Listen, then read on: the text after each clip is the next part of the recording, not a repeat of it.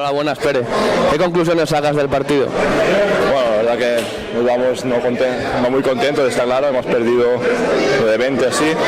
Bueno, de repente hemos aguantado los 2 primeros cuartos y el tercer cuarto pues nos han pasado por encima.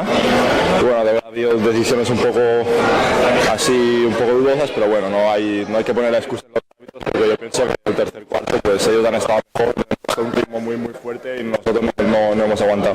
Sí, sobre todo Dolman, ¿no? Que en el tercer cuarto ha roto el partido y cuando tiene el día es muy difícil pararle. Sí, está claro que es un jugador de muchísimo nivel, de los mejores 4 que hay ahora mismo en Europa, y si tiene el día pues ya puedes, a lo mejor también es fallo nuestro que a lo mejor en alguna acción hemos estado demasiado blandos, pero muchas también han sido mérito suyo, ¿no?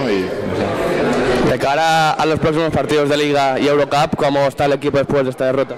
Bueno, estamos tocados, pero no tenemos mucho tiempo para pensar. El martes ya jugamos otro partido, ahora nos vamos directos a Madrid para mañana viajar a Francia y no tenemos mucho tiempo de pensar. Tendremos que corregir errores, pero el martes es un partido importantísimo y hay que sacarlo. Vale, pues muchas gracias. A vosotros.